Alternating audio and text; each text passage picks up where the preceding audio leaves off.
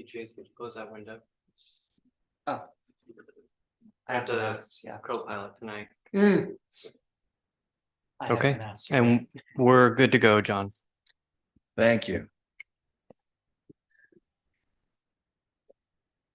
Okay, good evening. I'm going to call to order this evening's meeting of the City of Dallas Planning Commission. Today is Tuesday, November the 14th. It is a little bit after 7 p.m. and we are going to get started with our agenda for this evening. We've got a pretty full agenda, so we're going to try and clip right through it as quickly and efficiently as we can, giving fair due process to everything that comes before us today. And we have We've got an echo or something going. I can hear myself The television or from overhead? on the TV. Let me try that. I won't start over. We'll just pause right there. Thank you. I can hear that too, but it's not right in my ear like it is yours. Thanks, Ben. It's very close to you. Feels like we're in a cathedral. Okay, yeah, right. I think we, without the incense. No speaking ex cathedra. I think we got it. Okay, so that's the call to order. Staff, may we have the roll call the planning commission, please? Commissioner Newell, Here. Commissioner Spofford, Here. Commissioner Schulte, Here. Commissioner Banford, Here. Commissioner Kowash is not present. Vice President Andy Groh, Here. President John Swanson. Here. Okay, we have a quorum this evening, so we will move on to agenda item number 3, approval of the minutes of the regular meeting that was held on October the 10th, 2023. I was absent for that meeting. I was out of town, but I will accept any comments, corrections, or a motion to accept the minutes as written.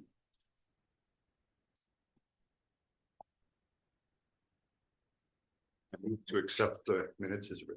Thank you. The minutes have been moved. Is there a second? Second. It's been moved and seconded. All those in favor say aye. I will abstain because I wasn't here. Aye. Okay, the minutes are approved as read. Agenda item number 4 is the public comment period. This is an opportunity for anyone that might be present, either in person or electronically, to speak about things which are not on the agenda this evening. So if there's anyone here or is visiting with us electronically, if you have any public comments, you're permitted 3 minutes to speak to the Planning Commission for things that are not on the agenda this evening. Do we have any public comments? We have one caller in the queue. Okay, caller, please go ahead, state your name and your address for the record and make your comments. Thank you. Caller 1640, please unmute your microphone and go ahead and make your comment.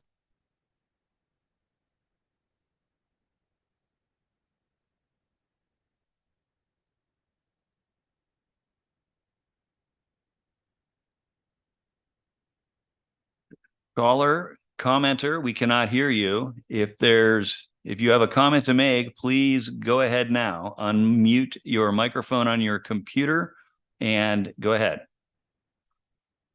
They're still muted. Oh, there you go.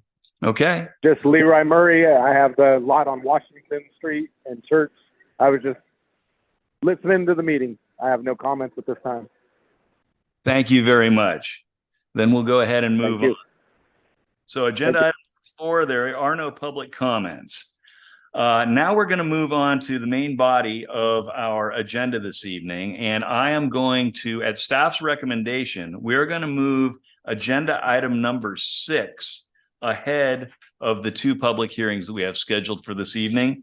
We are going to be reviewing and voting to accept or not accept the drafted plan for the La Creole Node Master Plan update. And the reason that we're changing the order of the agenda this evening, and I apologize for any inconvenience to you folks that came in for the public hearings, but we do have some folks that are joining us electronically who are our consultants that helped us develop this plan, and in interest of their time, we're going to move that up. So next up is agenda item number 6, La Creole Node Master Plan update, considering acceptance of the drafted plan and making a recommendation to the city council.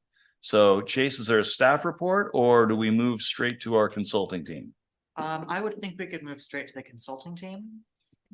Okay, well, go There- ahead. There was a staff report that was provided with your packet. The majority of it was provided verbatim by the consulting team, so. Excellent. Well, thank you very much.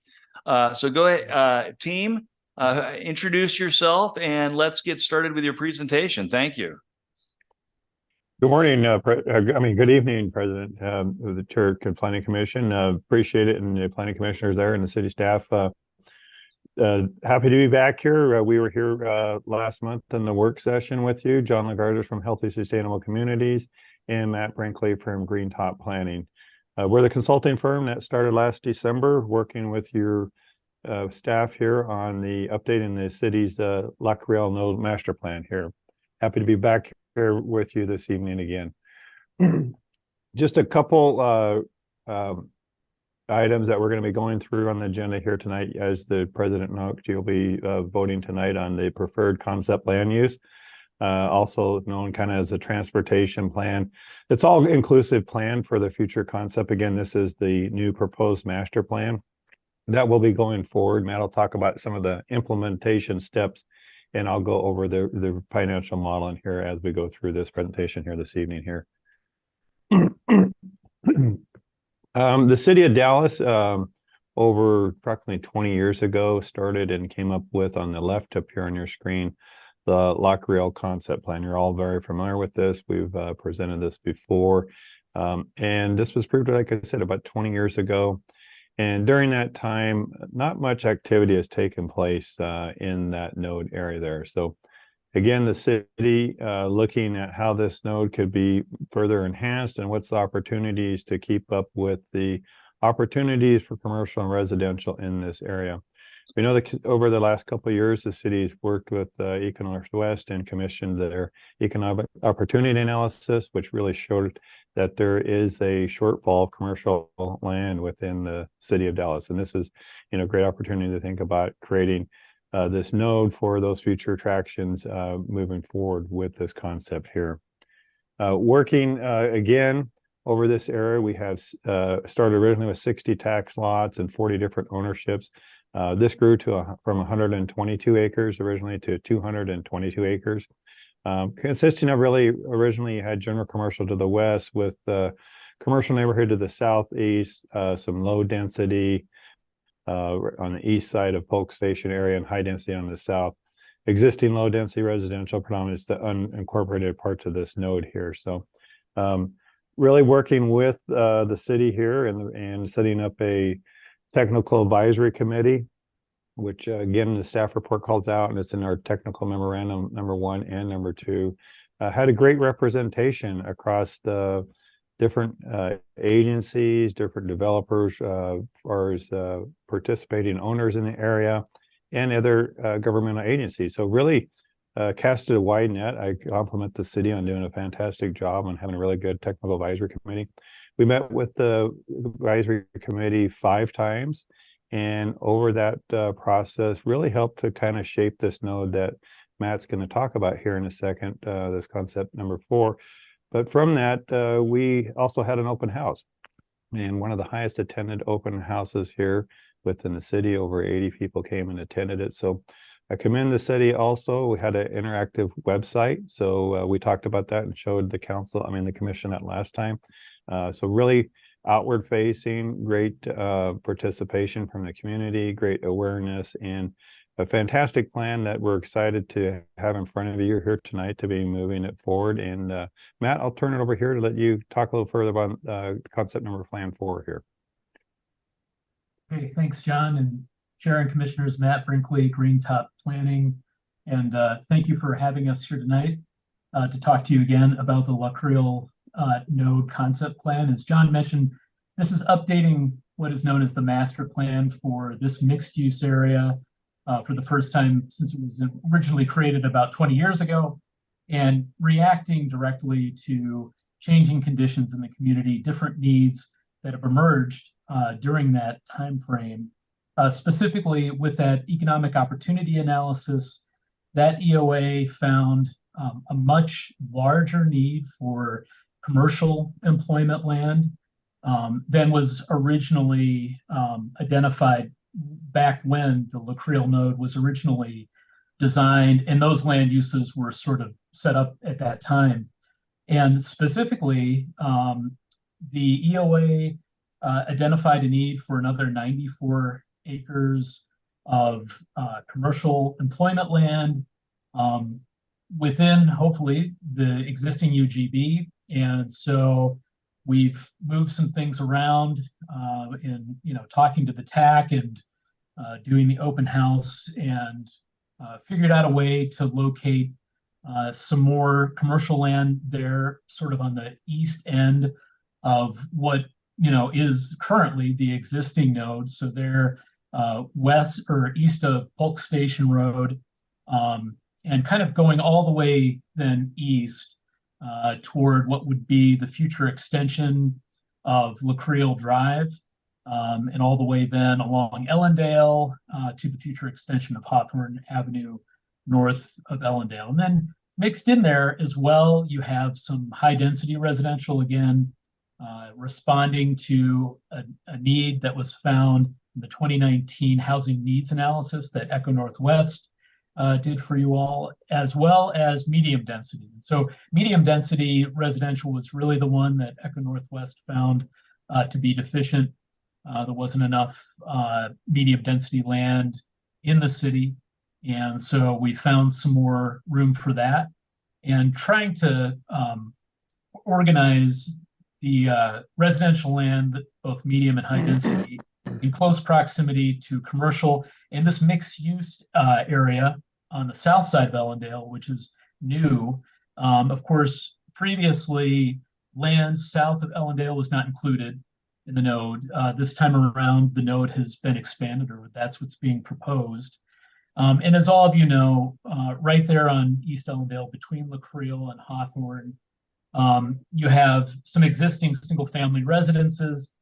They're right there on that busy road, which will become busier over time, and eventually will expand. And whether or not that ends up being a 5-lane cross section as is currently identified in the transportation system plan or not, hopefully it would just be a 3-lane cross section, but it will impact those properties. And so we anticipate that that area will redevelop over time, and it's a good opportunity to have a mixed use, a horizontal mixed use development. So by that, I mean more or less a mixed use neighborhood where you would have medium, higher density housing in immediate proximity, connected really to sort of neighborhood commercial service and retail uses.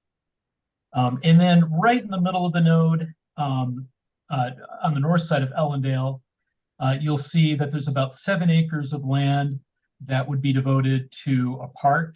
The kind of park and how that would actually be developed is something, for the city to work on over time and implement. It roughly follows a kind of low area that's sort of a drainage area. There aren't delineated wetlands in there, but there is definitely hydrology that suggests that there could be wetlands. So it's a good place not to build stuff, but rather use those wild or natural features as amenities for a park. But again, that's something that the city would look at later on. And then it also roughly corresponds to the alignment where the sanitary sewer main would go. After it comes up Hawthorne, sort of takes a left and starts running west toward the western edge of the node. So it's a good opportunity to kind of site some of that infrastructure. You're going to need a lift station or a pump station down there. So it's a good place for that.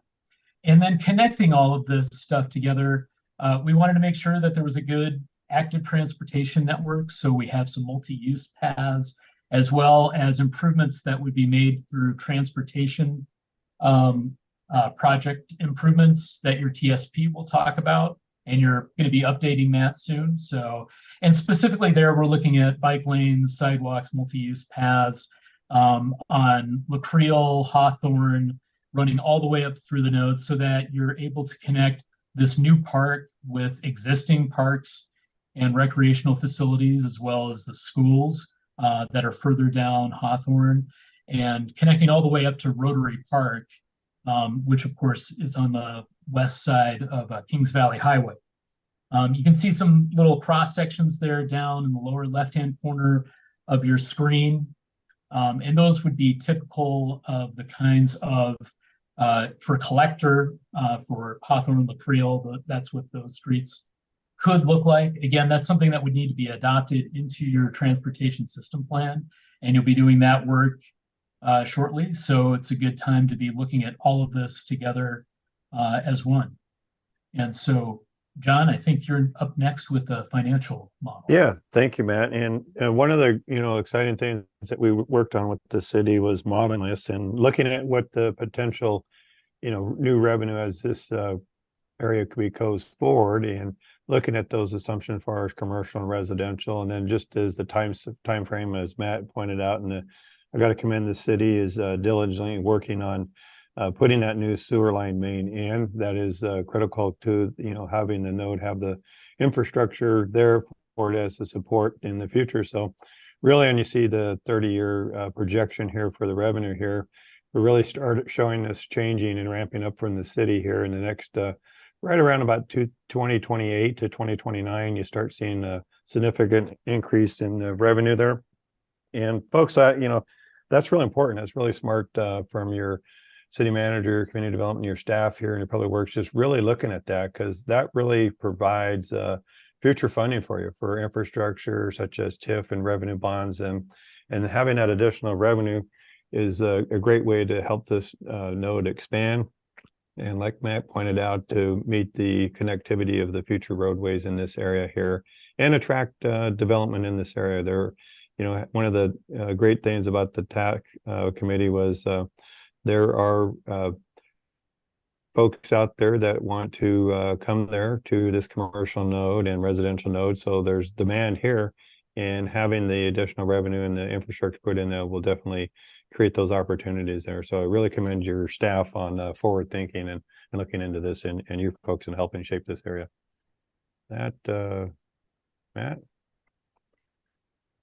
Okay, thanks, John. I'm going to quickly run through some of the amendments that you would need to do. We're not actually asking, of course, to approve those amendments tonight because they haven't been done yet. That would be a subsequent phase of the work. But as a part of this project, we were tasked with looking at, on a preliminary basis, what would need to change in order to implement this new concept plan for the node. And of course, you have some comprehensive plan amendments to make, but not that significant. So you can see within volumes 1 and 2, the chapters that are affected. Really pretty minimal work is required. You're going to need to update some numbers in tables and, in some of the text that refer to the current land use designations and the acreages. And there are a few little sort of substantive changes, but nothing too significant. And we'll identify all of those specifically in the technical memorandum 2 that we have a draft of right now. And that'll be kind of the last thing that we do for this project. And then that technical memorandum 2 also identifies changes that you would need to make in your development code. And before we get into that, there is land that is already zoned within the node, and specifically that's kind of on the western end of the existing node between the future extension of LaCreole and Polk Station. And that is currently zoned, most of it's zoned low density residential. It doesn't really fit with the current nodes land use designations. It definitely wouldn't with what is being proposed here. So, as one thing to consider, you might look at doing a city-initiated zone change in collaboration with property owners as a way to incentivize or encourage development of those properties in that area. You have a couple properties that are already zoned commercial, and we would anticipate that this would end up being zoned general commercial. There's a little sliver of neighborhood commercial in there. It's like one single property. It could probably stay CN, or it could be rezoned to commercial general. Probably work either way, but not a ton of work that's needed to be done there. Other than that, in chapter 2.6, which is the part of the development code that really directly addresses the mixed use nodes, again, pretty minor changes, updating some numerical references and a couple of small things there. And the development code really is generally supportive of the kind of development that you're looking to do in the node. And that is where things are connected, you have high quality development, and you have development that is supportive of active transportation. So people getting out of cars, walking, biking, that kind of thing. And so that's really in there. The one question maybe that's outstanding is how would that work with this sort of horizontal mixed use area on the south side of Ellendale? And so we'll be taking a little bit more of a closer look at that as we finish up technical memorandum 2. But the development code currently does a lot of really good things in terms of how it addresses the siting of commercial with high density, medium density residential when they're built in close proximity to each other. So just in conclusion, and just generally speaking, there's probably not a lot of work that has to be done in order to make this work with the new conceptual land use and transportation plan. In other words, you're not going to have to overhaul your entire development code to implement this. You have a lot of code that is very conducive to this kind of development, and it should take relatively minor work to amend the sections of the code that pertain to development of this mixed use node. So with that, I think we'll take questions and comments.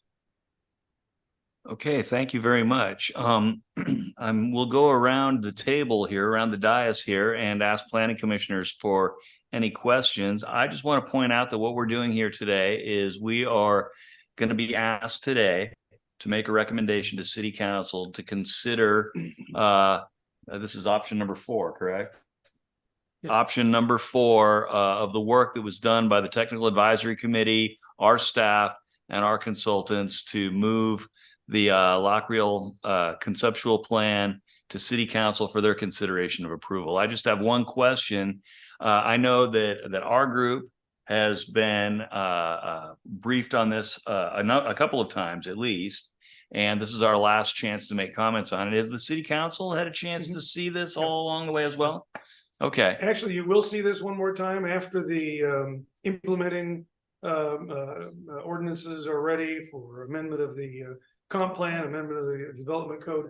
You will see it again. Okay. Coming through for that. So really what you're doing tonight is approving this on a conceptual basis to move forward to the council, so the council can direct staff to work with the consultants to do what they talked about in terms of the comp plan amendments and the development code amendments, and then it will come back for full adoption. Excellent. Thank you, Yeah. Lane. And you'll likely see it a third time when it comes for annexation and zone change of the affected properties. So it is not the last bite of the apple necessarily. It's the process. And I'm not sure if this is fortunate or unfortunate for me. I'm actually familiar with this from when the original Lockreal node, I was around on city staff at the time when we were working from the plan that was adopted about 20 years ago. I wasn't here 20 full years ago, but I'm very familiar with the plan. So are there, going around, Mary, do you have any questions or comments on this? No, I at first I was like, well, where's the low density until I saw 6.0. Yeah. Which, you know, that's not something we really need at this point. That's correct. That's correct. Tori? Andy? You're gonna let me ask a question? Well, now? we're gonna go all the way around. Okay, I have 2 questions. First question is, you have a number of little pedestrian symbols at intersections, and I don't see those defined. Can you explain what those are? I'll answer that question. So those are crossings. The nature of the design for those crossings, I think, is something that you're going to want to talk about in the TSP when you go to update the TSP. Particularly along Ellendale, a lot of that's really going to be driven by your conversations with ODOT and what ODOT thinks Ellendale could turn into and how long that's going to take. But I would recommend looking at enhanced pedestrian crossings. If it's a signalized intersection, you kind of get what we are all accustomed to. There will be pedestrian signals and that kind of thing, but there might be opportunities or a need for mid-block crossings at a couple points in this node.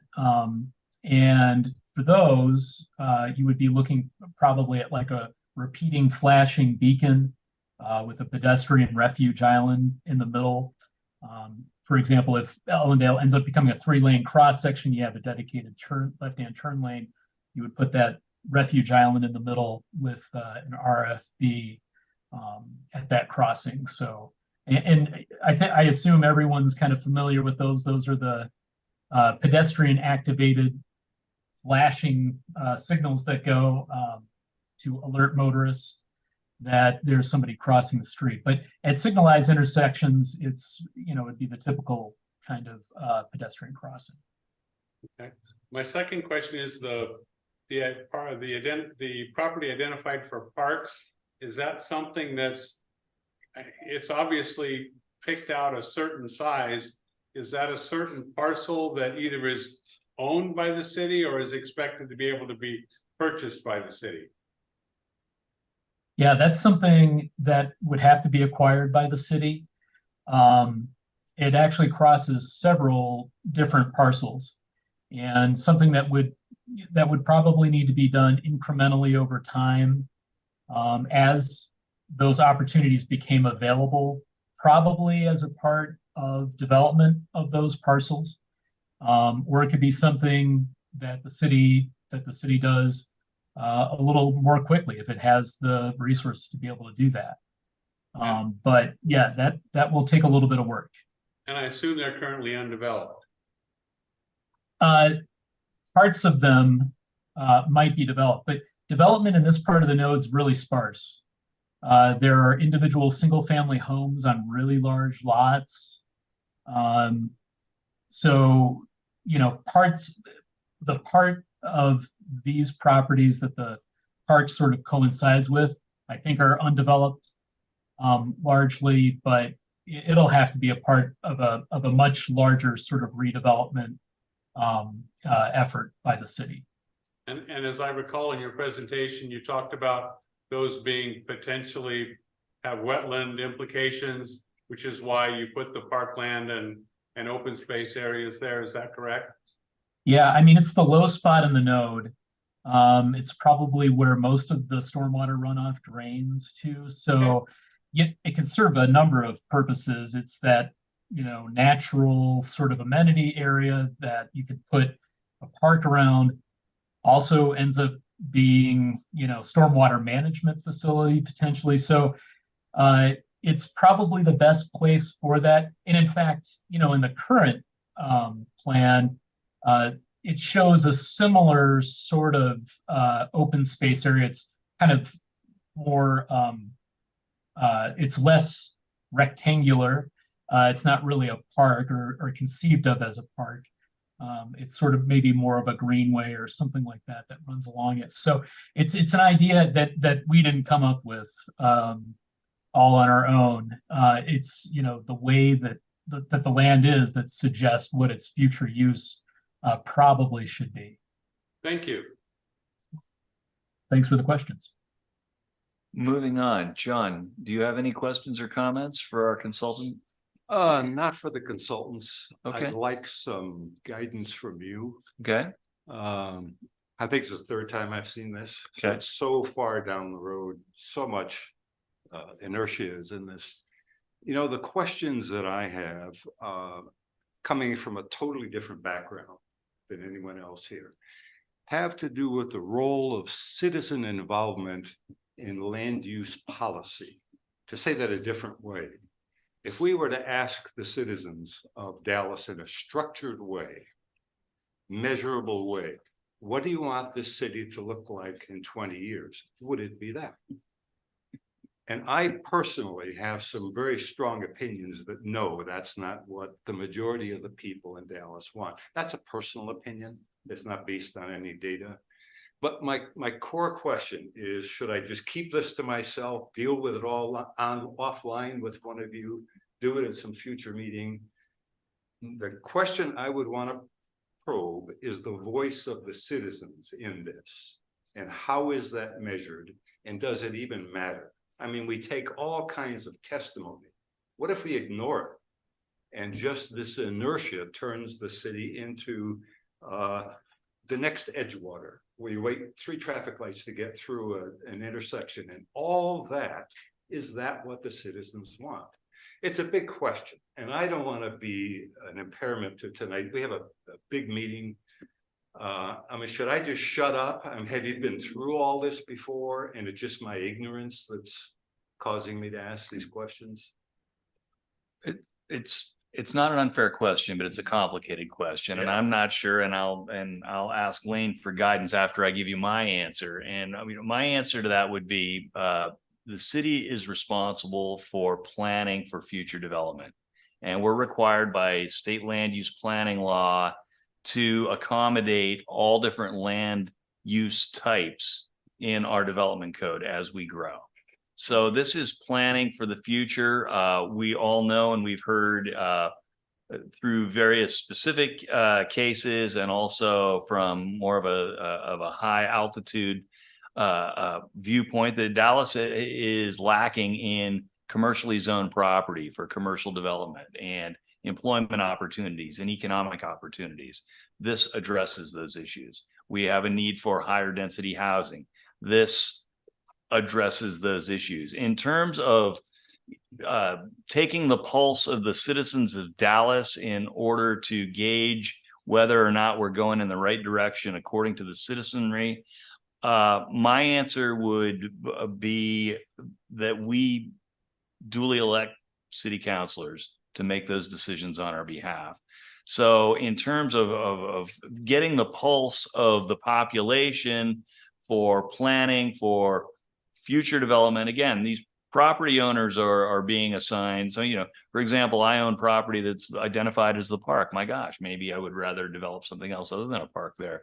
You know, you can bring it down to a micro property by property level, but this is sort of a large scale planning for the future type effort. And I would say that it is the responsible of our elected city councilors, not appointed officials like ourselves, to weigh in on the whether or not we're going in the direction the citizenry wants. So, well, if I can, and maybe ask Chase or the consultants, there was a public outreach during this process to get to this point. I know you may want to, I think you've talked about that before, you may want to provide some detail on it. And the planning commission is representative of the citizens. You are part of the public process. And so there has been, that sort of outreach to the community through town hall meetings, I think, and web-based opportunities for public to weigh in. You've had a chance to see it, I think 3 times. Council will see it. You'll see it again before you adopt anything. And all of these are opportunities for the public to have input. But yeah, Chase, our consultants can describe what the public process has been to get to this point. I heard that last month in their presentation. Okay. Yeah, and it's captured in the staff report as well of what the public input part was. I mean, part of the role of the planning commission is to provide a recommendation to city council. So if there are particular aspects of the plan that you have particular heartburn with, certainly I think it would be not unreasonable to state that and deliberate that and potentially forward a recommendation to the city council for either adoption as presented or with potential changes. Mm-hmm. Like you're not a rubber stamp committee, and I don't think there's any intention that you'll be a rubber stamp committee. I mean, this is what we have thus far, but it's certainly not set in stone yet. So, John, let me just make one more point, and I think I'm convincing myself I need to just drop it for tonight because we have a long night. But here's where I'm coming from. In my background, the only other exposure I've had to land use at the policy level was at a different place in time. It was done very differently. And I'm not saying it's right, and I'm saying it's wrong. I understand there are state issues. I understand all that stuff. I'm saying at the end of the day, and that other experience in my life, the will of the people was much more clearly represented in the future of that city than this inertia is taking us, as I understand. I could be wrong. So in other words, the net of the process that we're following yields something, in my view, that's not in the best interest of the citizens, but there is a way I have experienced before where that actually happened. And I would love to have the opportunity to someday to share that and say, is there anything we can learn from that? Is there anything that can bring us closer to understanding the pulse of the people in this city? Someday, if there's a chance to do that, I'd like to do it, but I don't want to stand in the way of it. I would not vote for this because I don't believe this is in the best interest of the citizens of the city. And if that's not a valid reason not to vote no, then just forget it and just go. But I would vote no. Okay. And you're certainly free when we get ready to make a recommendation to vote your conscience, vote your knowledge, vote your heart. I would say that the plan that we're considering here is a refinement of a concept that's been in place for 20 years. And if whether it be citizenry, whether it be Chamber of Commerce folks, economic development folks, any objection to what is being proposed here, there's been a lot of opportunity for that to occur. And I'm not saying that you're wrong, that I believe that the citizenry is behind what's being proposed here, but the city of Dallas is going to continue to grow, and it's our responsibility to manage that growth and make sure that all of these land use types are represented. Now, are there folks in town that would like to see no new development? Let's just close the door and leave it the way it was. We were a small town before and it was great and we want to keep it that way. Well, that's valid, but it's not realistic, and we need to manage it. So I would say, in answer to your concerns, is that this area has been earmarked for this type of expansion and development for a couple of decades now. And if there was any significant any significant public opposition to that, we would have heard it by now. Are there ways that we could better involve the citizens in how we make these decisions? Probably, but with the resources that we have and the process that we go through, we had a technical advisory committee that was appointed, did a lot of great work. They did outreach, they did open houses. And again, this is just one step in the process of this going forward. And it's going to go to city council, and then formal adoption will take place. And then one by one, these properties will have an opportunity to be annexed and eventually rezoned and redeveloped to realize what this concept is, because right now it's still just a conceptual plan. That's what we're talking about. So, are we doing what 100% of the folks in Dallas want? Probably not, but 100% is obviously an unreasonable bar to go for. So I believe in the process. I think we've done it the right way, and I respect your opinions, and I'm not 100% sure, and as you said, unless you want to go there, John, I'm not exactly sure what your objections are to what's being put before us here, but I understand your concern that the majority of the citizenry be represented in decisions that we make that affect the future growth of Dallas. And I know that's kind of a planner answer too, but that's why you asked me. But we're managing future growth to the best of our ability would be my answer. Thanks. Is there anything else? Okay. Rich, do you have any questions or comments here? Nope, I'm good. Okay. Well, then we're at a point where Chase has written up in the staff report a recommended motion, and the motion would be to recommend to the city council that they accept the updated conceptual master plan as proposed and continue the process towards making this part of our development code and zone map changes that will be adopted sometime in the future. And those will come back to us and we'll have an opportunity to discuss them again. So is there any more discussion? If not, would someone like to make a motion? A motion to move recommendation to city council, accept updated master plan as proposed. Okay, and I would add the word conceptual master plan. It's not what's written there, but I want to make sure that that's clearly on the record is where we're at in the process. Second. Okay, the motion has been made and seconded, and I think that I would like to vote by roll call. And again, we are recommending to city council the concept number 4 for the Lock Rail node. Commissioner Newell, Yes. Commissioner Spofford, Yes. Commissioner Schulte, No. Commissioner Banford, Yes. Commissioner Grow, Yes. Commissioner Swanson. Yes. Okay, so our recommendation will go on to the city council, and the city council at a future date. I'm sure it hasn't been established yet. Will Next month. Oh, okay.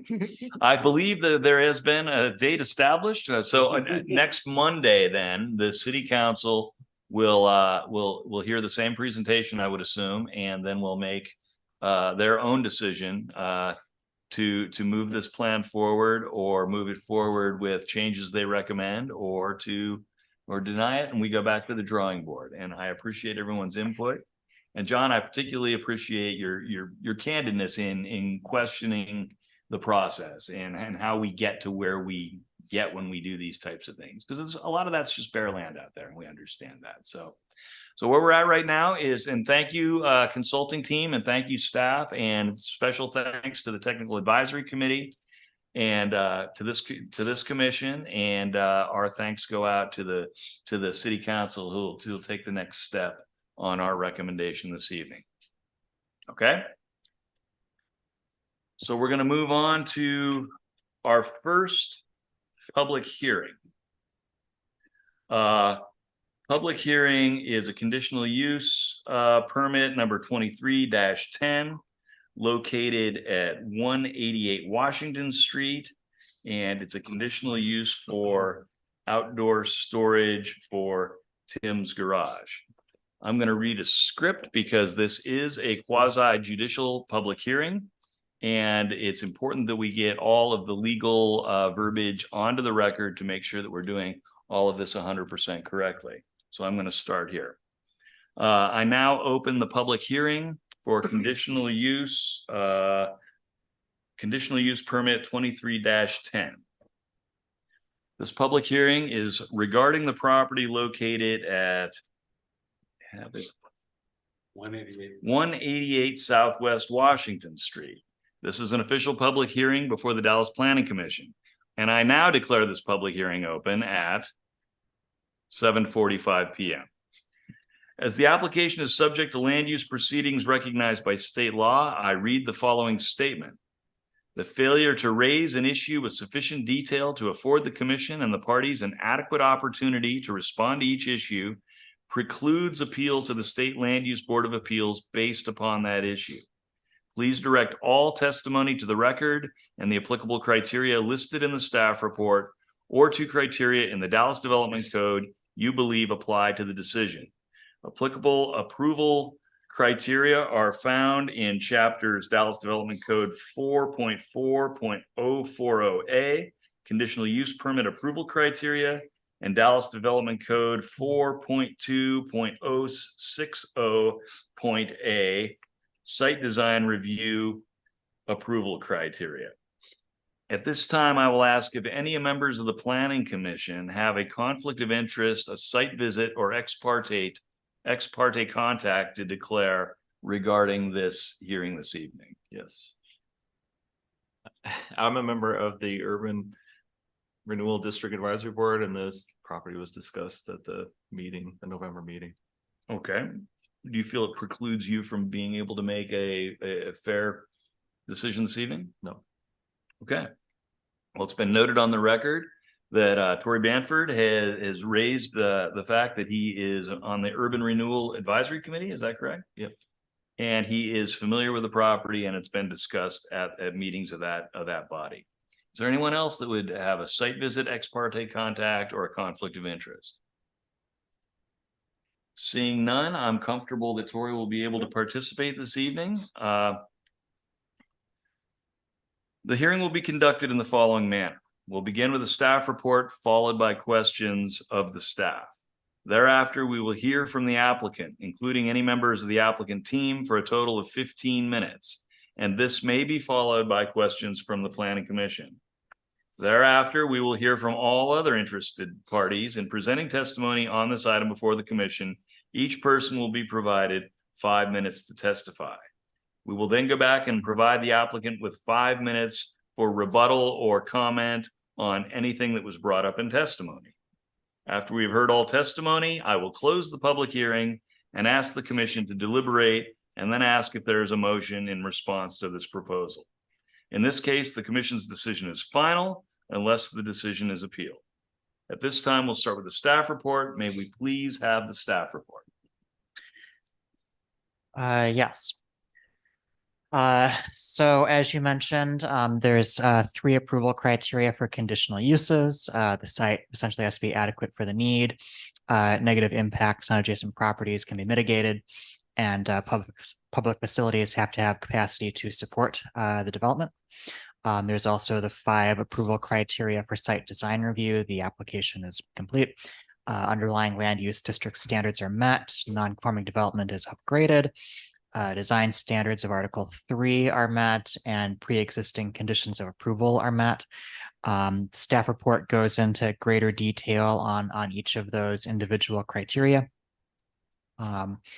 The property in question, it's 188 Southwest Washington Street, which is on the edge of the downtown. And so we have here the aerial view of that. It's the corner of Washington and Church. And so currently it is a vacant lot. It's a former gas station, was torn down quite some years ago. Adjacent to it in the blue building there is Tim's Automotive, which is a long-standing automotive repair establishment there. And so the proposal is to use this vacant adjacent lot for storage of vehicles related to the automotive repair business there. As part of the application, there's discussion of a site obscuring fence along the 2 street frontages for Washington and Church to obscure the storage vehicles from view. Staff are recommending approval with conditions.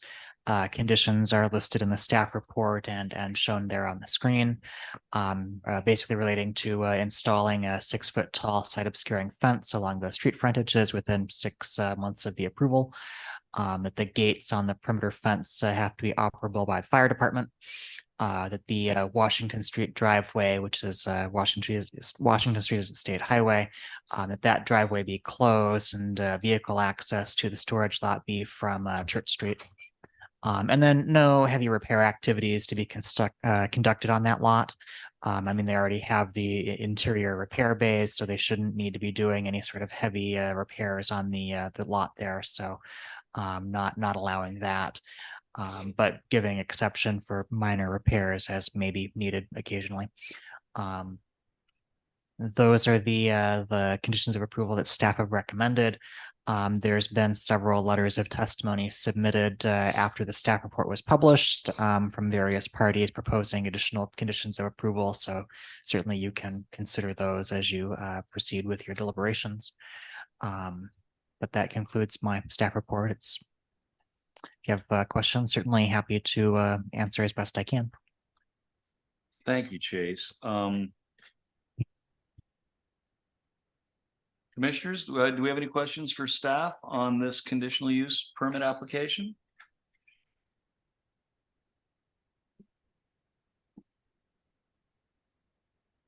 Yeah, Anyone? I've got, I guess, Go, question. go ahead. I do too, Rich, but I like to let everybody go Okay. before me. So condition number 3, closing the Washington Street driveway. We're okay with doing that, considering the 2 parcels of the 2 different owners, and we're not doing an easement. correct? I don't see a mention of an easement in here. I don't believe there's an easement now. So, and then what does close the driveway mean? And if the two properties redeveloped, how does the other property get its driveway back, or does it? I would imagine that any redevelopment of the property, would not be permitted to have a driveway onto Washington. ODOT is pretty strict on having driveways onto the state highway, and so I can't speak for them, obviously, but from my understanding, it's unlikely that that driveway would be allowed to remain in the event of a redevelopment, regardless. So that's part of the reason that we're proposing that it not be, an active driveway anymore. Yeah, I guess I get all that. I guess in my experience, without an easement, I don't know how we can just close that off and give it access, especially when they're two different properties. I assume they're renting or leasing that property from somebody else. If I could speak to that, because they also have access onto Church Street, you're only required to give them one access. And because Washington Street is a major street, you typically wouldn't give them both. So in my experience, closing the driveway on that street makes sense. And the way you close a driveway is you cut out the curb, the driveway drop, you put in new curb, and you replace any of the driveway part to it. Correct. And it permanently goes away, and I think you know that. And then you should probably have though a permanent easement for access to that property. If you don't get access from Washington Street. Well, the existing garage would keep its existing driveway onto Washington. The property in question is just the vacant lot, and so be closing only the driveway onto the vacant lot, not the driveway to the existing garage. I can see how your confusion on that. Okay. It was not worded as clearly as it could have been. Well, that's what I was trying Okay. to get at. Okay. Gotcha. Yes, no, this was just looking at the vacant lot. But that's a good clarification. Close out the driveways on the. Right, that's what I, Okay. that wasn't very clear in the report. My apologies. Okay. Okay, I have a question. go ahead. So the condition, with respect to the 6-foot side obscuring fence, are there downtown development standards for the type of fence, materials? No, there's no particular standards for fences in the downtown with regards to materials. It's just the same standards that would apply citywide. So it could be a wooden fence, it could be a chain link fence with the slats in it. Correct, yes. Okay. Any other questions for staff before we hear from the applicant? I have a question, and Chase, if you want to defer this question to the applicant, please feel free to do that. The slide that we saw there that shows the vacant lot, and well, that's not what that lot looks like today. And it has not looked like that for some time. So I would ask, what is the impetus for this conditional use application?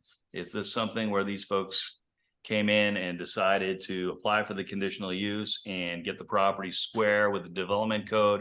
Or was there some code enforcement that has sort of precipitated this application? Yes, the use of the property occurred, and so code enforcement said, hey, you need to have a conditional use permit if you're going to be using the lot for storage. To continue to use it, yeah. Okay. Because it is in the downtown, yeah. Okay. Now that sort of use would be allowable more in the industrial zone, but because it's the downtown, it does have that conditional use kind of permitting process attached to it. Okay, So. just so that we're clear, the reason that we're here hearing this conditional use application is because the lot is right now currently being used not in compliance with current code. Yes, that would be a. Because they're storing vehicles on it now, is that what you're saying? That's yes. Okay, thank you. Okay. So if there's no more questions for staff, then we will move on. We will now hear from the applicant. So whoever the applicant is, if you're here, please step forward and we'll give you 15 minutes to present your case for your conditional use permit application. And when you come on up, please state your name and your address for the record. Is our applicant here this evening? He did not join us this evening. So the applicant is not representing himself here this evening. Is there anyone here to represent the applicant's application to the planning commission? No. Okay. So in that unusual circumstance, we will move on. I have questions for the applicant that I would like to ask. I'll just say that on the record, and Would you like to say what your questions are? it would be Why don't we take the testimony? yeah, it's fine. They would be along the lines of the use of the lot and how we got to the point where we're at, and so that's that. So the applicant isn't here, so we won't be hearing from the applicant unless they're available on the phone or, okay, I just want to make sure we're covering all of our bases here. So we don't have an opportunity to ask questions to the applicant. So now we'll hear from those in attendance tonight who would like to address the commission on this item. So please raise your hand if you would like to testify this evening.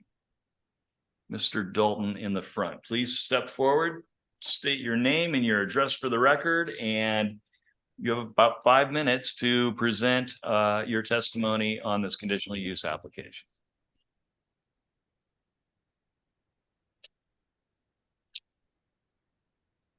My name is Brian Dalton. I live at 1650 Southwest Bridlewood Drive here in Dallas. I want to thank you for the opportunity to provide testimony this evening. I'm testifying on behalf of the Dallas Downtown Association and representing the views of the board of directors. I am president of that organization. Our mission is well summed up from this goal from the City Council's current comprehensive plan for the Central Business District, and that is maintain, strengthen, and promote the Central Business District as the principal pedestrian-oriented commercial and cultural center of the community. We adhere to that. In keeping with our DDA's objective to be business friendly, we are highly supportive of Tim's Automotive Services, which we see as popular, well supported by its customers, and is, from all indications, stable and prosperous. We believe that his request for vehicle storage in support of his business next door is an excellent idea, which should both enhance his business and improve the ambiance of the whole neighborhood. Our bottom line is that we urge the commission to approve this conditional use permit, along with some conditions which will help guide it in becoming a real asset to its surroundings. To supplement the 4 conditions recommended by staff you just discussed, we propose 8 conditions, which we believe are reasonable and a win-win for all concerned.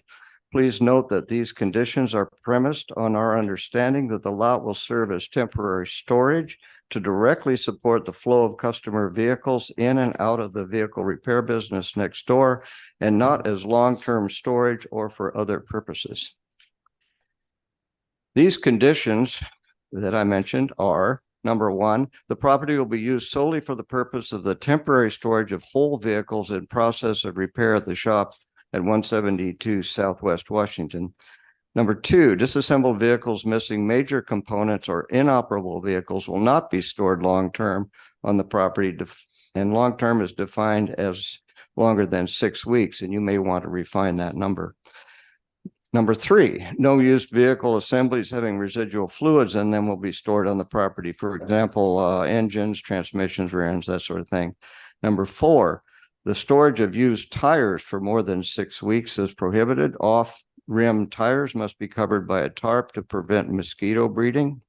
Number 5, should the business at 172 Washington Street ever lose its conditional use permit for vehicle repair, the permit for storage at 188 Southwest Washington will be rescinded. Number 6, the marketing and or selling of vehicles and parts from this location is not allowed. Number 7, a well-constructed, completely opaque, and fully maintained privacy screening fence is required on all sides of the lot. The fencing materials will be dark in color to better blend with the neighborhood. Number 8, and the last one, In collaboration with the city of Dallas, the applicant will plant city-approved street trees with a mature height of 70 feet or greater in the public sidewalks on both the Church and Washington Street sides. 70 feet is possible because there's no power lines above these properties. We believe that approval of the permit with these 8 conditions will fully support the business next door, while much improving the ambiance of the neighborhood, which is markedly changing character to be less industrial and more urban residential with pedestrian-oriented small enterprises. Finally, we ask that the record be kept open for additional input. Thank you. And as long as I'm here, hello again, I'd like to testify for myself, not as president of the Downtown Association. I'm Brian Dalton. I believe you have my address, and I'm now speaking as a private individual. My family moved to Dallas in 1899, and we've owned at least 5 buildings in downtown. One of them is now on the National Register. So I have skin in the game. In this case, I'm in full support of the DDA's position and ask that you adopt it. Thank you. Just one question. Brian, in light of the applicant not being here tonight, you might want to reconsider your request that the record be kept open? Yes, I was wondering about that. That request was, I guess, assuming that the applicant would be here and she would provide information that we might want to respond to. So that's the usual reason for keeping the record open. You can withdraw that, and if you want to renew it before the close of the hearing, you can do that. All right, I withdraw that request. Excellent. Under the advice of counsel. Your counsel, not mine. Right. All right, you get the picture. We were keeping it open in case. Yeah, that would be standard. Yeah, please, Mr. Dalton, stay right there because we may have some questions for you. All right. Planning commissioners, is there anyone that has any questions for the Dallas Downtown Association and Brian Dalton's testimony this evening? I do if nobody else does. Anyone else before Andy and then myself? You stated a site obscuring fence around all 4 sides of the property? Yes, that's what members of our executive committee asked for. And that's basically to keep including the site adjacent to the business, screening all that stuff so you don't look and see all that. Because you can walk on the sidewalks and see it by walking by. On the rear. Yeah, that's probably the adjacent property, I would assume.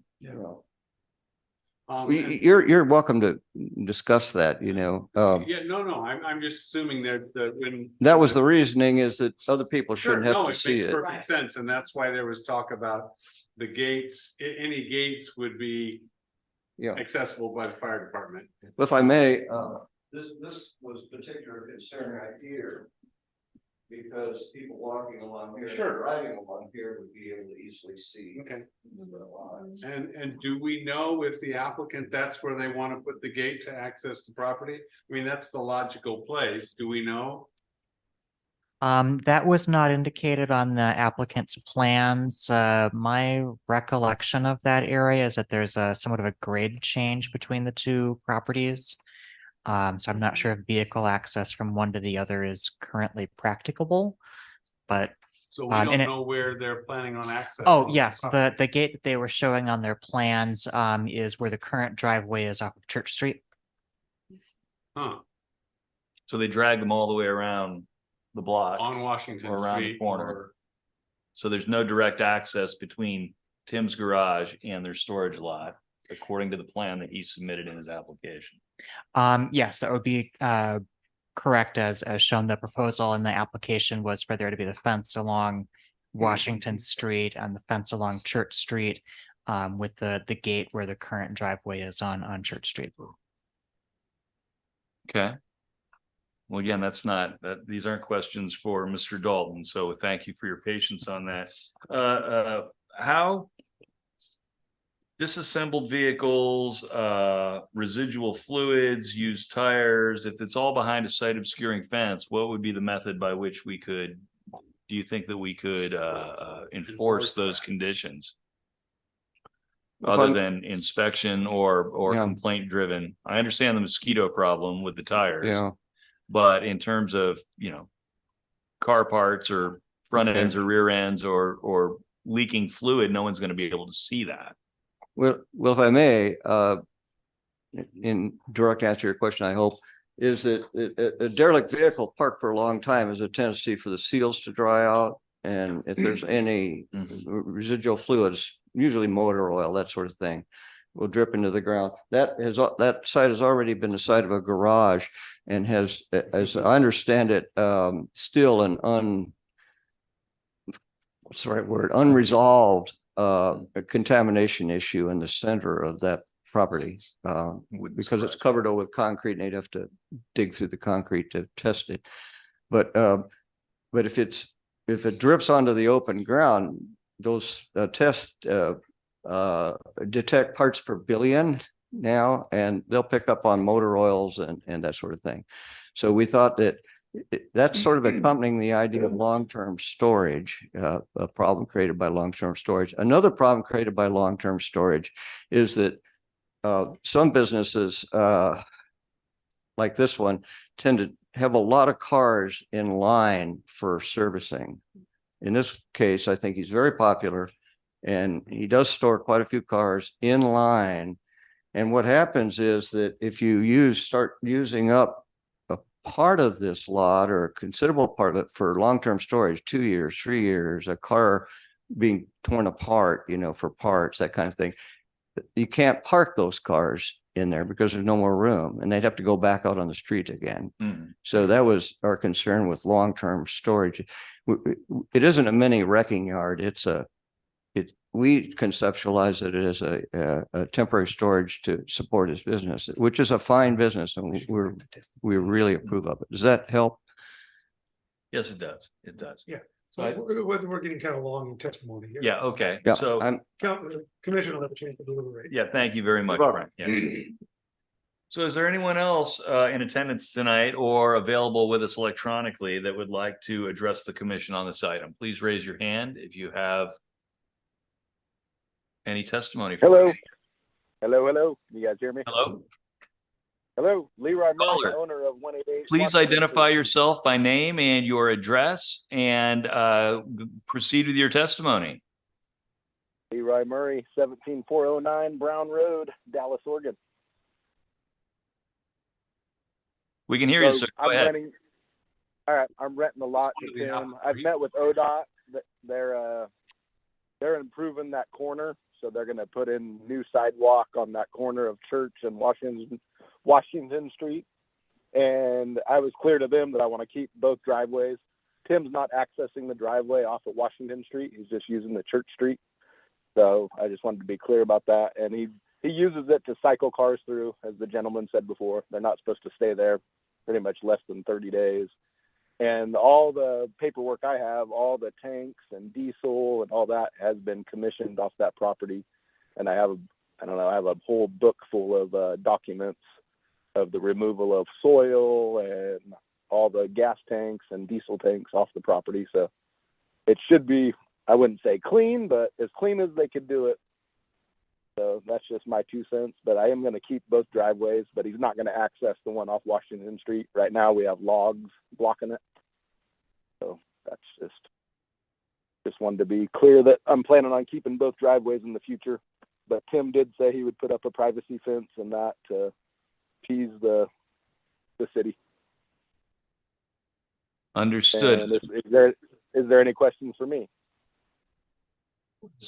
That's testimony. Question. Can we ask him? All right. Yeah, we're getting kind of mixed up here. Testimony typically is just testimony. Okay, that's fine.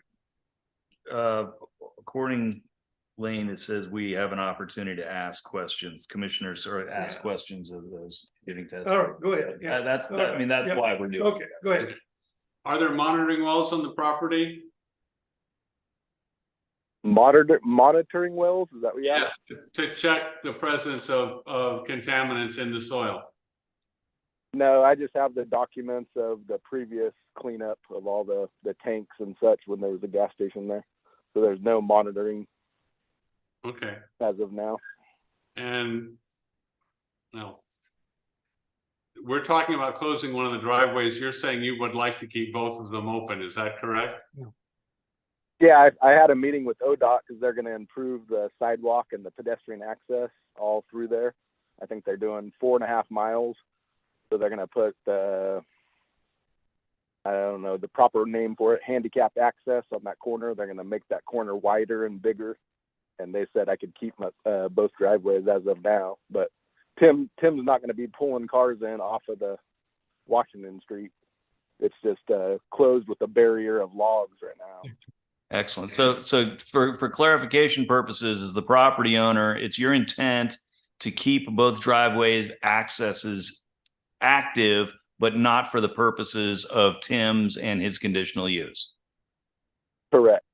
Okay. That way, if I want to develop it in the future, you have sort of an in and out of that corner lot. So he's preserving his keep both rights, driveways. preserving his rights, but willing to. Excellent. To Okay. block it off of the conditions. Go ahead. Thank you very much. Deliberate that question. Thank you very much. Any other questions for our person on the our person giving testimony? Seeing none, we'll move on. Thank you, sir. Thank you, fellas and women. Thank you. Is there anyone else in attendance this evening that would like to address the commission on this conditional use permit? Seeing none, we would allow the applicant 5 minutes for rebuttal. They're not here to represent their application, so there is no rebuttal from the applicant. Are there any final comments from the staff or from our city attorney on where we are so far in the process of this hearing? Staff? Nope. Lane? Yep, it's unusual not to have an applicant here, but you can make a decision based on what's in the staff report and what you've heard in testimony, either approving with the conditions recommended, approving with additional conditions, or if you feel like that the conditions of approval for the conditional use can't be met, you can identify what those conditions are and you can deny. So, okay. So with that, I now declare this public hearing closed at 8:14 p.m.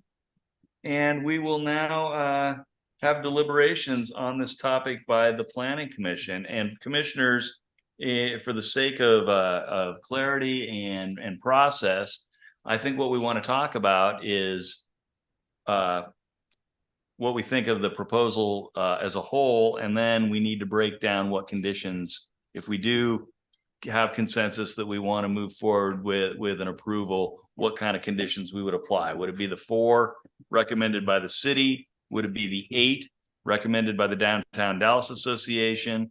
And then we also have testimony in our packet from another person who submitted written testimony in outright opposition to this. I want to make sure that that's clear. It's in the record, but I want to make sure that it's clear to everyone that's here that Ms. Marlene Cox, who's a property owner in the downtown, has submitted testimony in outright opposition to approval of the conditional use permit on the grounds which she states in her written testimony that's part of your packet. So I open it up for deliberation, comment, and again, I think we want to take a hard look at applicable conditions that we might want to.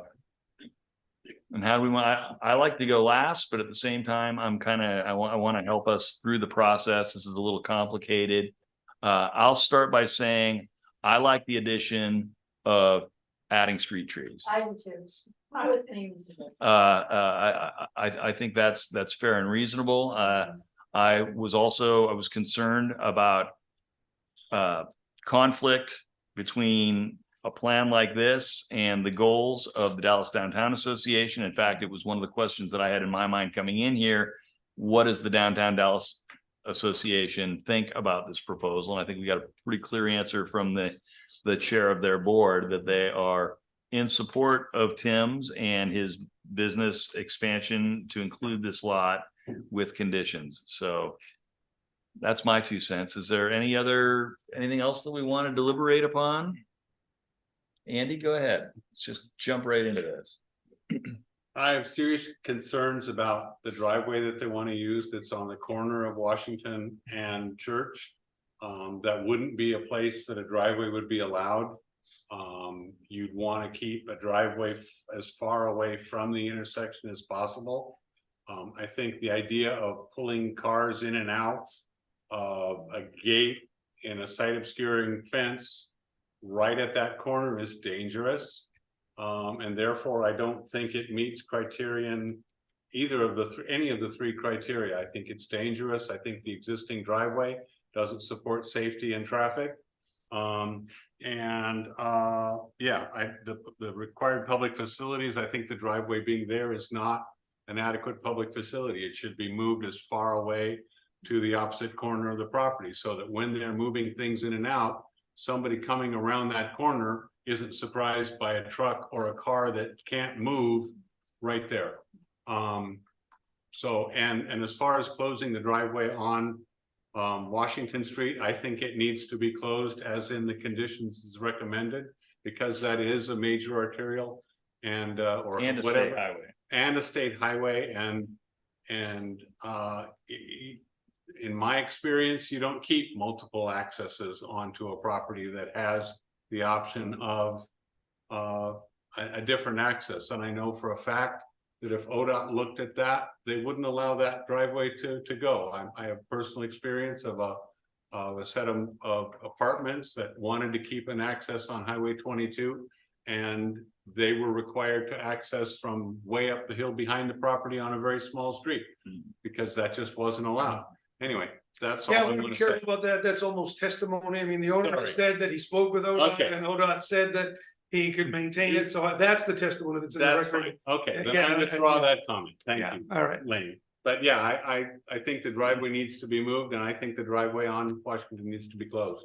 And that's the only way I would support this proposal. Other than that, I think it's a good idea. Do we know when ODOT's planning to do this at all, Chase? This is the first I've heard of that, so perhaps Tom Gilson has more information. I know that ODOT's coming through and doing about 100 and some odd ramps. I don't know if it's summer of 24 or summer of 25, but they're going to do two different phases. There's one where they could just do a quick come in, replace ramps without any utility relocates or property acquisition or anything like that. And then they'll do a second phase above that. More than likely, this one would be in that first phase because there's no holes, no hydrants. So I believe they're trying to do summer of 24 for that construction. So I guess why make the guy do work on that stuff if ODOT's gonna come through and basically tear it up and do something different? Well, again, we don't have that in the record. We don't know. Yeah. We Yeah, don't know. and then I guess the other question, if you want street trees there, is there room for that? Is where you're gonna put them? And then you're putting them in ODOT right away? So. Right. We could Washington, Church Street's not ODOT right away. No, Yeah, but with the driveway there, I don't know what the distance is. But what are you gonna get one tree in there? Regarding the driveway on Washington Street, we could make it a condition that a gate in the fence not be allowed in front of that driveway. But the driveway stays. The driveway can stay if all this other stuff is going on, but a gate not be allowed in front of it, so it cannot be used in this use. Is the applicant proposing a gate that will be permanently closed on Washington Street, or is the applicant? They don't show a gate. They don't They show only the show a gate on the other Right. on the church. But I heard you say you opposed the application because of the conflict on Church Street. If the driveway on Church Street were moved as far away to the opposite corner of the property, that's the only way I would support this. Does that take up parking spaces then? Yes, that would take up parking spaces. And that's what my point was. This is Leroy, the Sorry. property owner. Sir, your testimony is complete. I appreciate you trying to offer clarifications, but just for the purposes of what we're doing here to keep everything legal and above board, your opportunity to testify is passed. Thank you. My concern on this driveway, if we were to leave it, you know, and it sounds like the city aspect or desire is to have like this nice pedestrian thing. I mean, you're walking along, you've got this driveway, you know, in the way. So, I mean, that's a thought, and I don't like the idea of the logs, you know, I'm assuming that the logs would be removed. Be replaced by the fence. Yeah. And, what other, why is there no way that they could put it so that they just access from his side rather than having to go around, or? I mean, is that something that? Yeah, Chase mentioned there's a height, yeah, there's a difference. Is it that big, Tom? It's probably about, at the building, it's about 3 feet. Okay. And then it maybe tapers off to. So it's not just a little curb. Yes, it's. Go ahead, Tori. So my background's in redevelopment. As much as I appreciate the downtown business, I'm not supportive of extending storage use on this property. It's been cleaned up. It's ready for infill development. Plenty of prime industrial properties for movement of vehicles and storage. I have concerns about side screen fencing, the safety, what that perception is going through downtown. No paving, so you're just creating another potentially harmful environmental situation. So there are a lot of other reasons that I struggle to support the application. Okay, thank you. Very good. Anyone else? Mr. Schulte. Do I understand correctly your comment before? They can't not do this, and stay in business, can't not do something and stay in business, is that right? To continue the use of the lot as it's currently being used, which is the purpose that they're applying for in the conditional use application. It is currently not in compliance with the development code. And this conditional use application, and someone, staff or council, correct me if I'm wrong, is to rectify that non-compliance. But to your question, we don't know whether he can continue to do business without this because we don't have the information in the record. Right. We don't know how long he's had access to this lot, so it's been in business for a long time, so. And it's been used by him for a long time. But again, John's question was, can it stay in business if you can't use this lot? And we don't know because there's not the information in the record. Right. That'd be speculation. Am I speculating or am I arguing to say that if he has to take vehicles out of Church Street, take them either around Washington or all the way around the block, why couldn't he find a storage yard in a more appropriate industrial lane? Certainly could. I'm just saying, we don't know if you take that away, would he go out of business? We don't have that causal connection. Right. And that's not what we're. Yeah, well, it is, that was John's question. The other part of it, of the question was, if he has a right to do business there, but needs to do something, isn't this better than nothing that's been proposed? There are the issues of the trees and the gate placement and all that. And rather than trying to resolve that tonight, isn't that something that staff would be better equipped to take another look at? And these 8 things, and do the 8 conditions complement the 4 or not? I mean, Well, we actually say they could probably flex that, right? There was also the 6 proposed conditions that Polk Community Development Corporation proposed, so. So are we gonna actually sort through all that tonight? Because it has to be done. That's the idea. You know, if we are considering, and so far, let's just sort of recap. So far, we've heard a couple of folks in opposition to this conditional use as proposed. Why doesn't somebody make a motion? Let me finish my statement. And I tend to agree with those things. I have a lot of respect for the Dallas Downtown Association's willingness to say, we support it, but we want additional conditions. I'm sitting here in a position to deny this application. That's my opinion, and ask staff to go back and work with the business owner and the property owner for either a better plan, or B, cleaning that place up and finding a higher, better use for it that's appropriate to the downtown business district. The other thing is not having an opportunity to, speak with to the- talk with the applicant and see whether any, because we can put all kinds of conditions on this and approve it with all the conditions. And if he doesn't or can't comply with the conditions, then he can't do anything, and it's as if we denied it. So I guess my recommendation or motion would be to continue this till our next meeting. If we can, if the applicant would show up, but otherwise I will He ask. has opportunity. Okay, that's fine, then. And if anybody got noticed Yeah. properly, I mean, other folks were noticed and brought it in, so. Yeah, so, okay, that's fine. All right, did you make a motion? You said No, my motion would be, I withdraw my motion. okay. Is there any other deliberation, comments, concerns, that we want to speak to before someone does make a motion? And I'm not going to make it because that's not my position here, but I do have an opinion that Tim's is a non-conforming use in the downtown. It existed before the downtown development standards were in place. And those standards apply also to the lot next door. Sound planning practice tells us that a non-conforming use ought not to be made more non-conforming.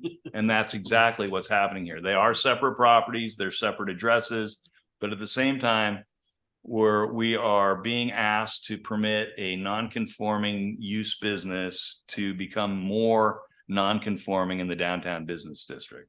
That's my opinion. And I also stand by what I said earlier, that I am in a position to deny the application. And it's in a fairly high visibility, high value location. where- Prime for redevelopment. Prime for redevelopment. I'd like to make a motion to deny. Okay, let's make sure then we should get the bases so we can enter that and notice of decision. The bases for denial, because we need to identify the criteria that have not been met. No, just to let's identify those. Would you like me to instead?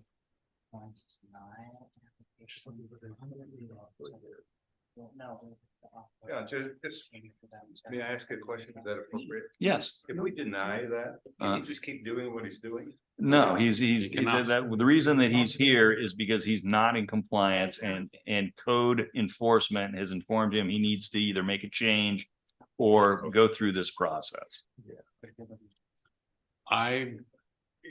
If you withdraw your motion, I can make a motion that speaks to the criteria. I'm not saying anything. Are we in good shape here? Yeah, yes. Okay, go ahead, Andy. I'm withdrawing my motion. And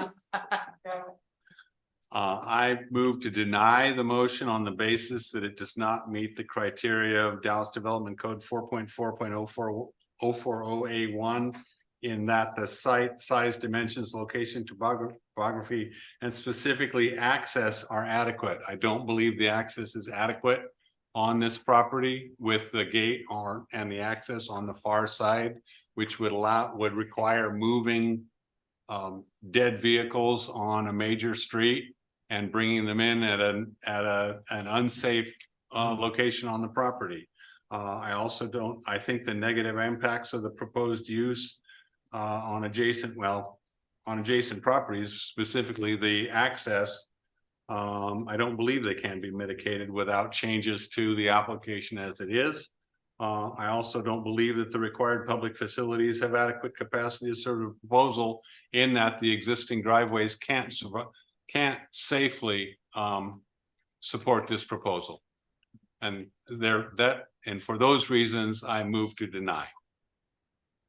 Okay, a motion has been made to deny the application on the basis of all three criteria that we're considering here. Is there anyone that would like to second that? I don't second. And Mary will second that. So we have a motion to deny the conditional use application as presented this evening, based on not meeting the three criterion by which we make our decisions. It's been seconded, and I believe we will have a roll call vote unless there's another. I believe we've done our due diligence here, folks, and thank you for going through all this with us. So let's have a roll call vote on the motion to deny the application. And don't forget that yes, that's to deny. Yes is to deny, correct? Good point. Well, I'll be, what did we just? Commissioner Banford, Yes. Commissioner Schulte, Yes. Commissioner Spofford, Yes. Commissioner Newell, Yes. Commissioner Grow, Yes. Commissioner Swanson. Yes. Okay, it's unanimous. The conditional use application has been denied. I have a little bit more script here. The motion fails. An order reflecting the commission. Motion passes. The motion passes, the application fails. The motion passes and is denied. An order reflecting the commission's decision tonight will be mailed to the applicant and all participants of record within 10 business days. And I don't have anything here regarding the appeal process. That is all in the notice of decision. In the notice of decision that will be issued within 10 days to all applicants and to the applicant and all participants. And there is an opportunity for appeal that will be outlined in that notice. So concluding that, we move on to our next public hearing of the evening. Thank you very much for your testimony, Mr. Dalton, and to our property owner, if he's still there online. We appreciate your participation in our hearing this evening. So we're now moving on to our second public hearing of the evening.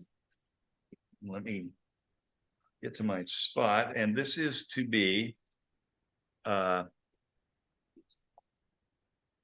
again, there is a different script. I'm just going to say it because this is an application for a rezoning at 520 Southeast Hankel Street. The Polk Community Development Corporation has applied for a zone change at 520 Southeast Hankel Street to high density residential. And I am pointing out that this is a type 4 public hearing, whereas it's a legislative decision that we'll be making. And in the event of a zone change, this is where a decision that we make will be a recommendation to the city council, who will make the final decision on a zone change. So it's a little bit different. The process is a little bit different. And at the end of the evening, when we render a decision, it will be a recommendation to city council if we choose to accept or approve it. And if we choose to not approve it or deny the rezoning application, again, the applicant or any interested party would have an opportunity to appeal our decision to the city council. So whether we approve, if we approve, it goes to the city council for a final decision. If we deny, it may be appealed to the city council for a final decision. So this is a public hearing regarding the rezoning of property at 520 Southeast Hankel. This is a public hearing, official public hearing for the Dallas Planning Commission, and I now declare this public hearing open at 8:35 p.m. As the application is subject to land use proceedings recognized by state law, I read the following statement. The failure to raise an issue with sufficient detail to afford the commission and the parties an adequate opportunity to respond to each issue precludes appeal to the State Land Use Board of Appeals based upon that issue. Please direct all testimony to the record and the applicable criteria you believe applies to the decision. Applicable approval criteria are found in the staff report.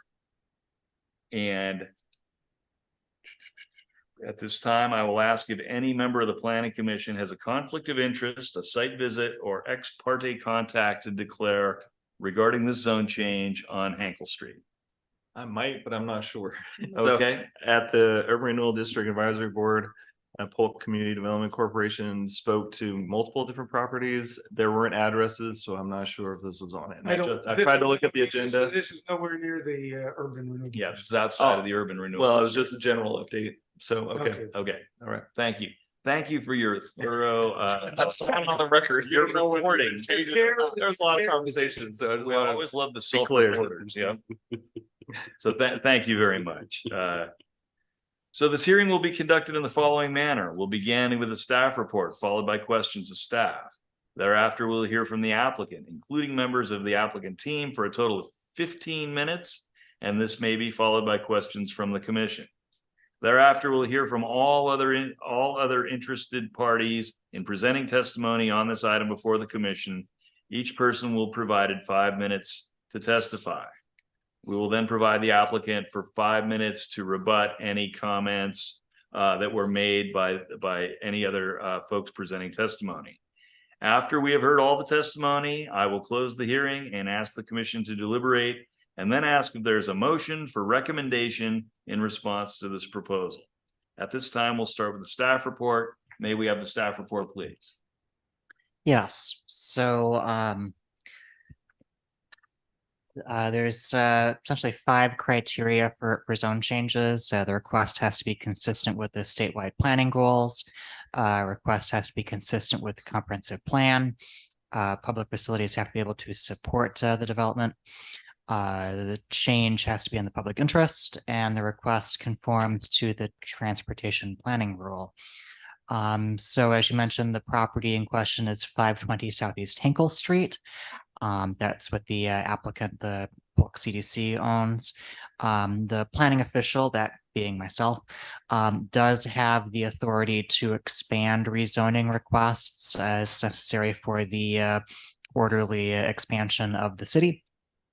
And so I've expanded the proposal to include the adjacent 498 Southeast Hinkle Street, which is not owned by Polk CDC, but it's the same size and future redevelopment potential of the subject property, and so it makes logical sense to include that parcel as well. You can see here the 2 parcels circled in red in the vicinity there on Southeast Hinkle Street. Pine Street notably kind of dead ends onto either side of those 2 properties.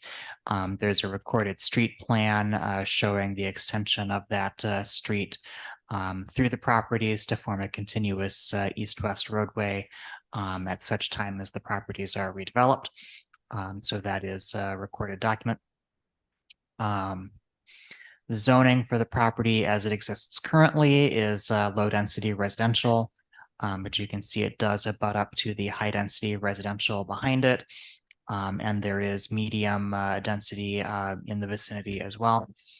Proposed rezoning then is to have the high density zoning extend all the way to Hinkle Street through the properties there. Yeah, recommendation is that staff recommendation is that the planning commission recommend that the city council approve the rezoning request as presented here in the staff report, with the addition there of that second property for the orderly expansion of the city. Thank you, Chase. Yes. Planning commissioners, do we have any questions for staff on this? I know I do, but I do as well. Forward. Go around. Any questions? Andy, go ahead. Can you bring up the existing conditions? The existing zoning or the air photo? That one. Okay. There's that little triangular piece. Yeah. Kind of magically goes from one to the other. Can you confirm that that's the zoning? Because all we're talking about is that starred property. Yes. And this map magically changes that little triangle to high density. Right. So that's a mapping error. Same with the mobile home park where the RH letters are. You can see that also doesn't conform to where the property lines are. So we'll clean up the map when we make the change. So that little triangle is actually high density on all those properties to the north? It needs to be changed? Presumably I mean, the actual square footage is minimal. When we read the language of the development code, the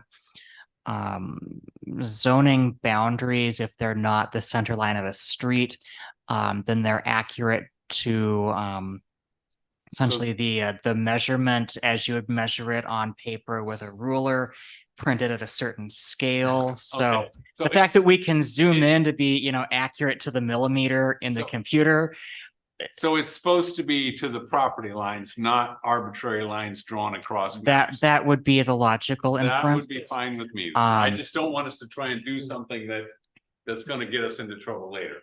It won't be us, it'll be city council, but I mean, try to watch out for them. mapping errors like that happen all the time. That's my Different projections when you have, a flat surface that's actually a sphere, right? So, And that triangle is not part of the applicant, is not part of the property? correct, Yeah, yes, so yeah. your decision wouldn't affect that triangle Right. tonight anyway.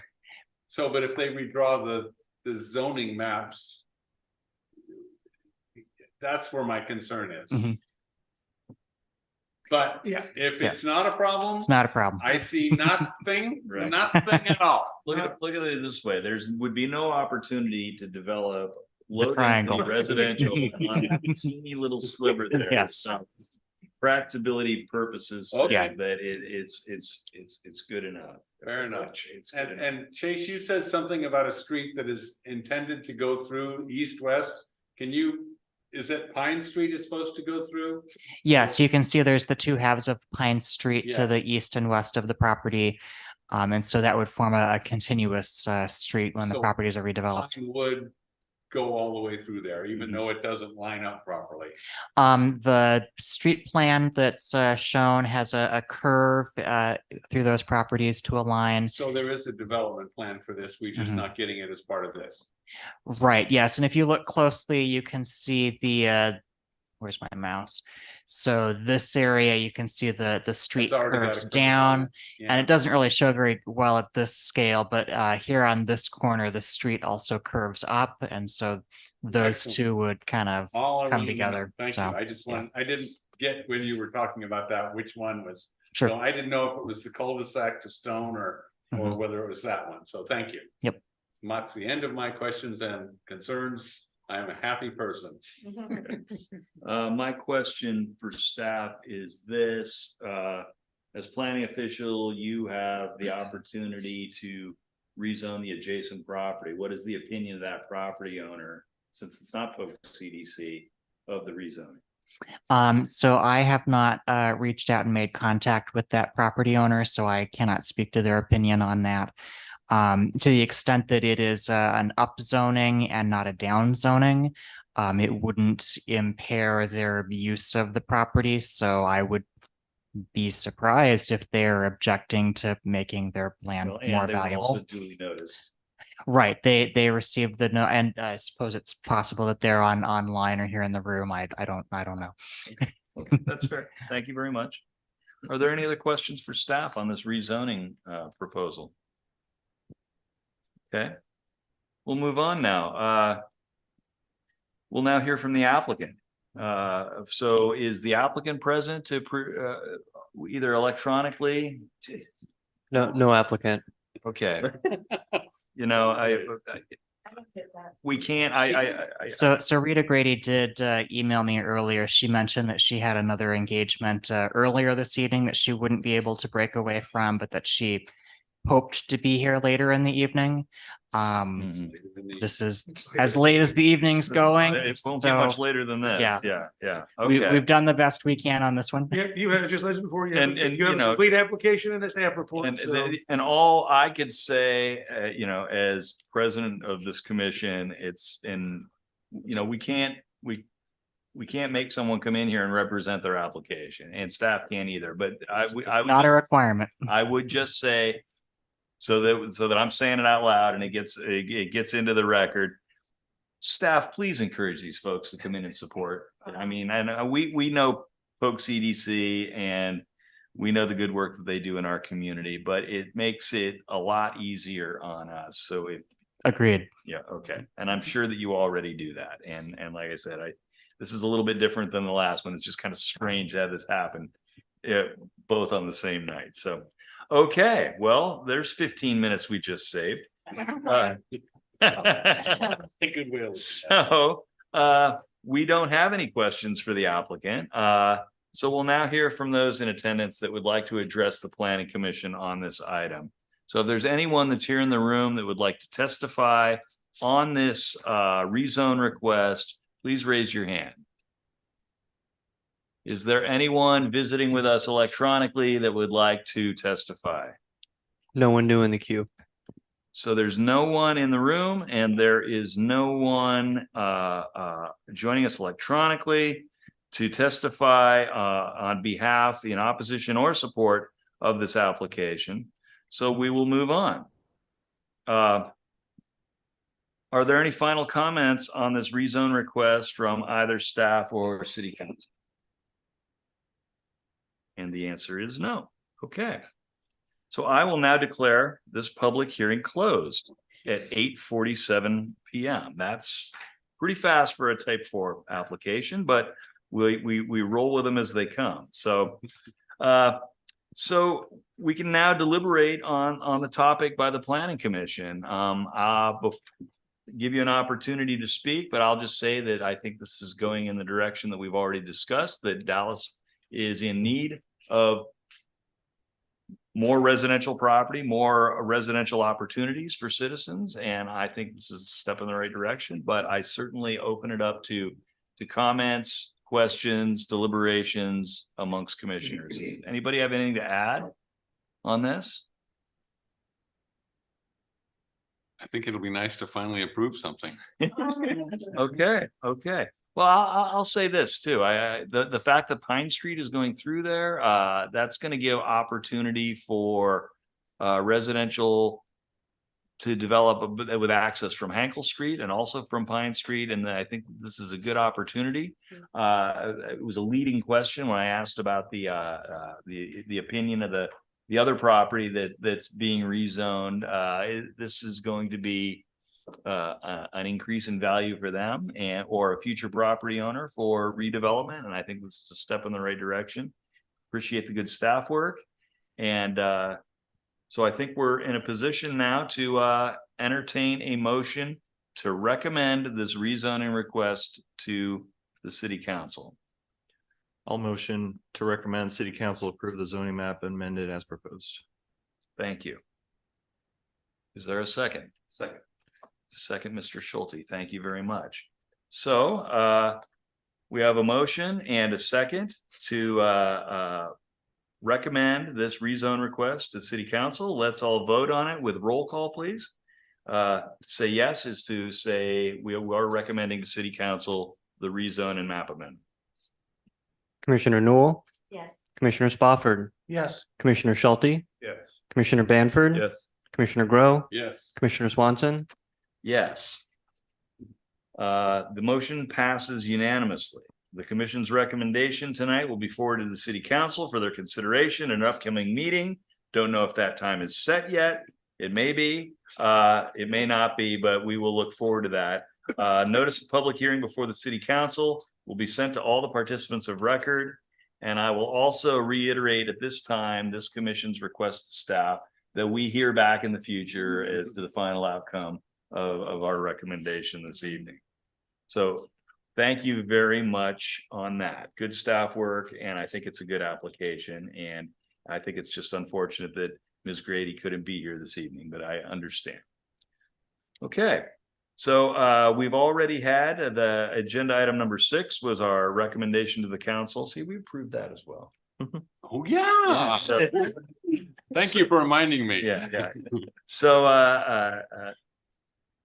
that concludes all of our business that we have on our agenda this evening. I appreciate all of your time. And now this is our last opportunity, agenda item number 7, for any planning commissioner comments. And John, I also want to say, I really appreciate you digging deep on this stuff because, you know, you're challenging me and you're challenging us to really think hard about the decisions that we make and the process that we use. So I just want to thank you for being so thorough and thoughtful in that way. So Well, I just hope someday, maybe it's over a beer or something.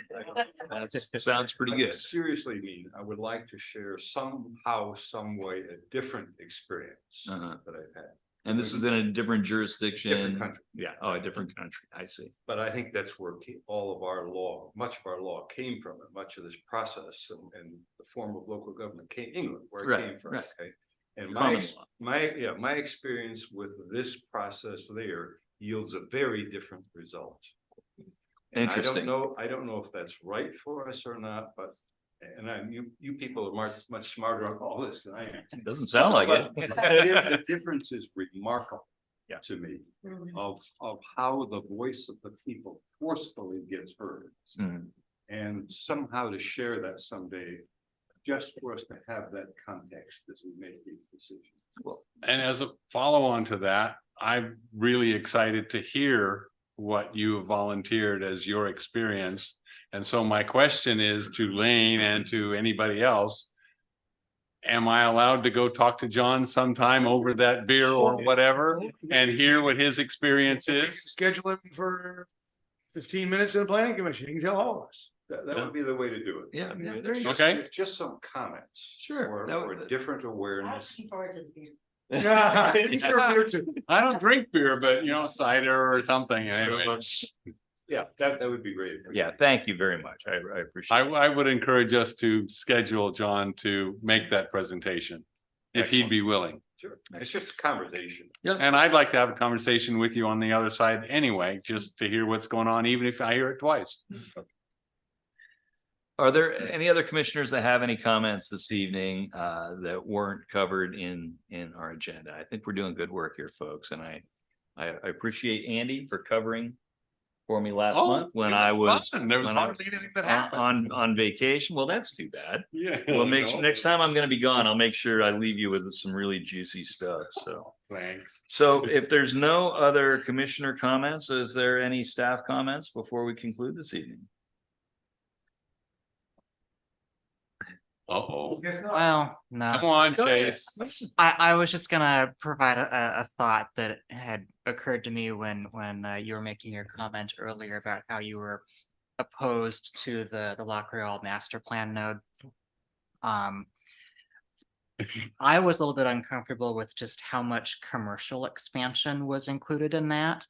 Because it doesn't match the anecdotal experience that I've had in my time here interacting with the community. So I can appreciate that it maybe doesn't match kind of the community expectations. But there's also the empirical evidence of having the shortage of commercial land, which makes logical sense. But then there's also the black box of some of the planning assumptions that go into where do those numbers come from? Where does that community, feedback come from? Like who's providing that feedback, who's speaking? So it's a difficult balance to try and strike. And so sometimes you just have to do the best that you can and put one foot in front of the other. So And again, it's not set in stone. Right. yes. A good plan may be written, but it's never finished, right? So I think what helps us as a group is to challenge each other. Yeah. And get smarter and better for the community in that way. And that's just great. We can. Yeah. That's great. That's And great. thank you for your comment, Chase. Yeah. That really helps to hear that. Right. Because you don't get to say things like that very often, and I appreciate hearing it. fair enough. And I appreciate this commission's ability to say, hey, you want to know what? I've got a question. And I'm not gonna, just because it's, this is not my line of work or this is not what I do, all of us, there's no such thing as a dumb question. Unless it's a really dumb question. And then we can all have a good laugh over it, but because I've asked plenty of those as well. And so okay, so I think we've had a good meeting this evening. So thank you for the staff comments. So with that, I'm going to declare the Dallas Planning Commission adjourned at 8:55 p.m. Thanks, folks, for a great meeting.